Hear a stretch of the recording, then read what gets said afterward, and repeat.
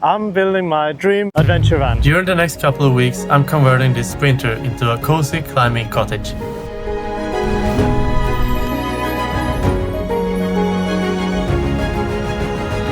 As some of you already know, I'm trying to climb the highest mountain of every country in the world. Today I've done 36 of 195 countries on my list. I'm halfway through Europe as well as some peaks in Asia, Middle East and Africa.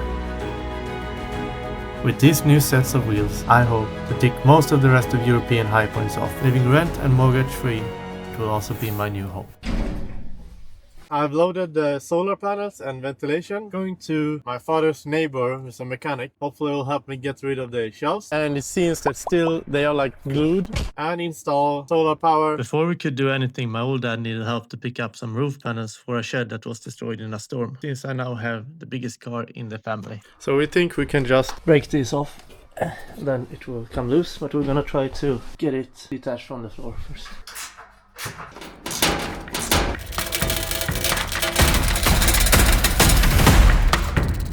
We needed to be two people, one under the car to screw and one in the car to hold the bolt. So it would be very hard to do yourself.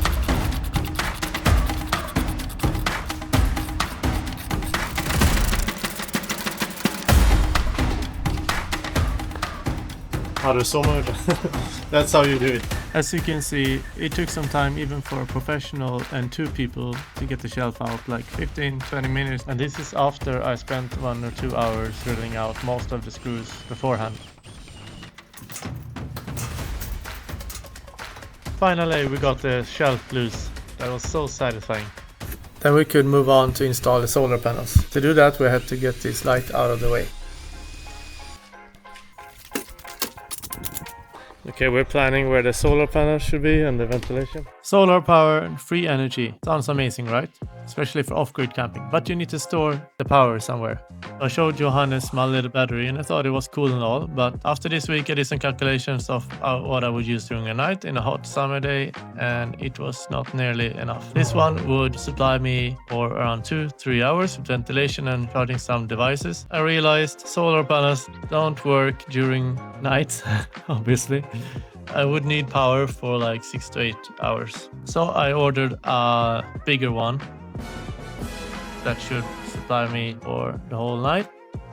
Then I did a happy discovery. There's a 12-volt output in the back of the van, so I don't need to run extra electricity over there. The cables from the ventilation solar panel should run down this wall and have the battery somewhere there between the cockpit and the back.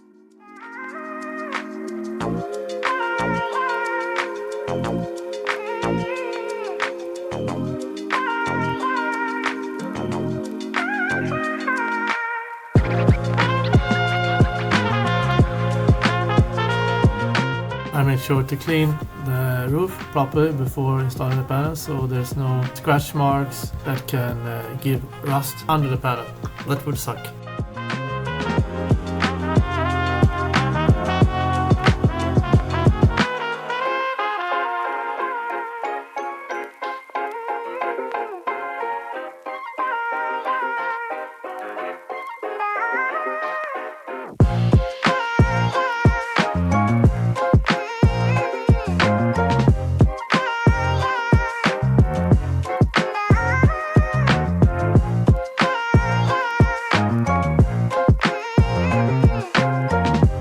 Overall, I think it took us around 3 hours to install the solar panels.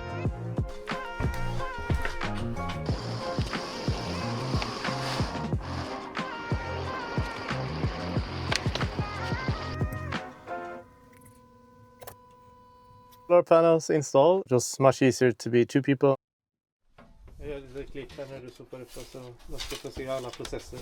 On the way back home, I stopped by my mom's to show her the panels. She helped me clean and then started unscrewing the divider wall, which was successful until the point of the last screw, which broke. Du behöver inte filma allting. Då blir du aldrig färdig. Ja, nu stänger vi av kameran. Next day before I could continue, I had to go to work. I bought this sign that I thought was funny. In the parkour it says, "Warning, jumping kids." I employed myself during April to clean the gym to just save some extra cash for the van. During May, I'm gonna focus full time on building the van, making videos and training. But I don't mind cleaning. It was actually one of my first jobs before I opened 2 parkour gyms. I also worked with a carpenter and in a lunch restaurant. Sometimes physical work can be really rewarding. This table also built last week for birthday parties. With 5 layers of varnish, it's really easy to wipe off every time. Okay, I'm done cleaning the gym. Now I can start getting the divider wall in the van out of there. To the high seas, under surfaces, through sunken shadows, from old boilish shore. Eureka! The divider wall is divided. I think I'm gonna ask Charlie, manager of the parkour gym, to help me get rid of this. Okay, he accepted even though it's not his job. Tack Charlie. Looks much more light and open now. I like it. I like it a lot. I tried to detach the panels, but they confused me. I had no idea how they were. Because I screwed on them and nothing happened. I eventually gave up. I tried to Google, but also no luck until I had an idea. I'm just gonna cut them.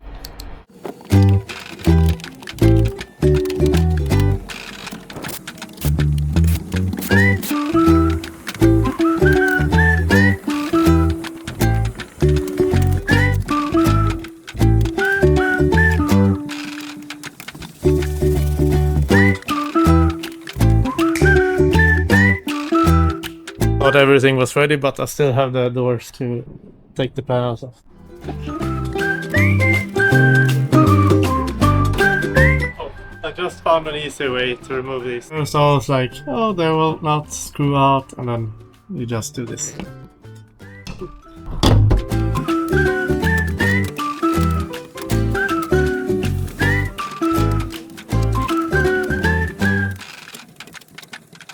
I'm going to throw away most of the panels, but I'm gonna save the small ones for the doors, because I can measure on them in the future. If I don't get the doors done this build before my trip, I can make some plywoods to at least have something cover the installation. Then I can at least panel with the real wood this wall, and this wall. Then you saw the old door in last video. I'm gonna try to put it here, parkour, climb through here, some climbing holes here, and then you can kind of jump back and forth. This is the thing they don't show you in the average van build video. I'm going to get more installation, but I got stuck in rush hour traffic. Since this is the second van I ever built, or actually the first proper one, I wanted to study more on how to do it the right way. So I took time to read the installation chapter in the van conversion Bible. In every break I'm taking some time to learn new things. Then again, I wished I could spend all my time building the van, but I had to do some painting, which is also fun, but it's hard to do two things at once, right? Okay guys, it's time for the installation. We have 3 different types of material for the installation. This is the most expensive one I think that I bought. It's the 3M Thinsulate, same as they have in some boots and warm clothing. I'm gonna put this mainly in the roof because I read that's a priority. Then this is maybe what I'm most proud of, is like insulation for sauna. It's polyurethane. Alright, it's one of the best for the size and price. If it works for sauna, right, then can keep heat in, it can probably keep cold out. So this will be in the floor because it's non-flexible and the floor will be flat. I wanted to get more of this, but it's out of stock and it's expensive, so I got some cheap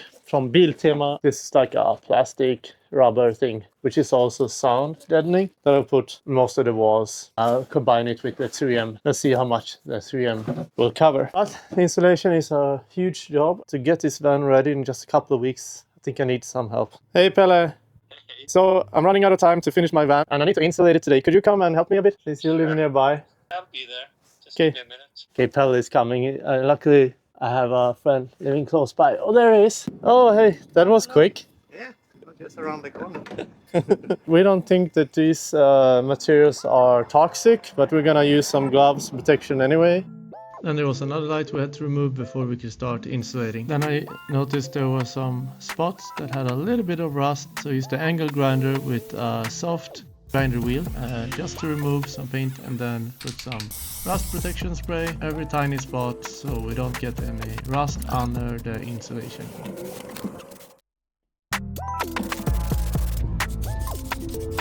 Also use spray glue to attach the insulation in the roof properly, because last time they fell down on me after 2 weeks, even though they should be self-adhesive. Turning the van into a space.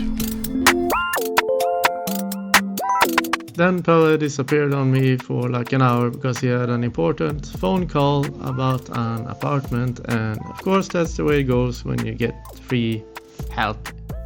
Then we sat down, had a break and a friendly intervention, not about the disappearance but about the apartment, and then I could show Pelle how to use the angle grinder, which was fun.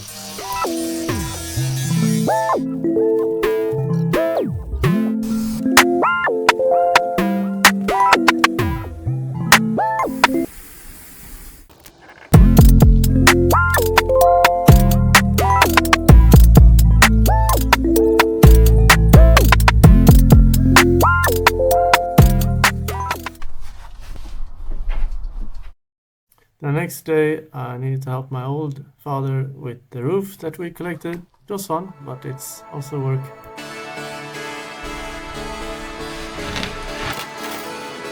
So for the floor I'm thinking about these sturdy boards. It's a bit impractical, but will give me this rigid cottage feeling.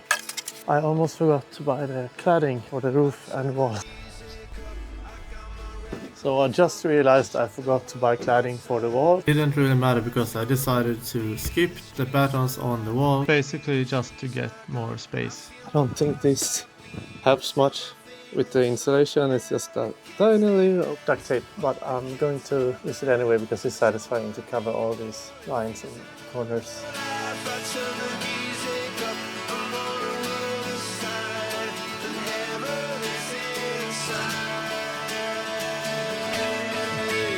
It's not heavy work, but keeping your arms over your head all the time like this, it's tiring for the shoulders.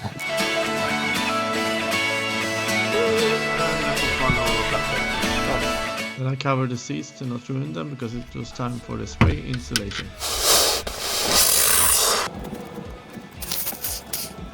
It's starting to look like alien poop running out of... This is Vincent Frans, the Swedish champion in parkour 2023, my old student. Hello guys. When I was young. Nebiat came to help me. Okay, I have a fun job to remove all these, I call them alien poop. Okay.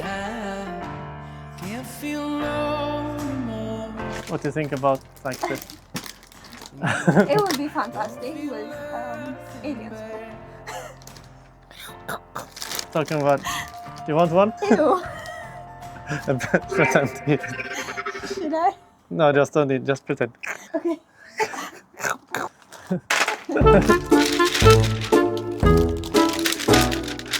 I'm on my way out to my mom's to get some help finishing the roof. Satya, I need to buy the roof first, and again I'm back at store on a weekend, which is not a super smart choice. There's so many people coming right now, total chaos. So I'm happy to get out of here. It was time for the second layer of insulation in the inner roof.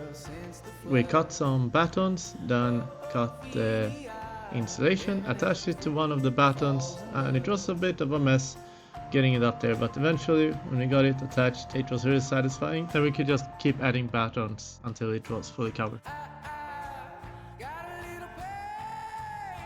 I'm lucky that my mom is a former seamstress and clothing designer, so she's really good at drawing and cutting fabric. Then we could move on to adding 7mm plywood that I warped a little bit to create this round feeling. That's it for this time. Next week I'm gonna install the ventilation. That's all she wrote.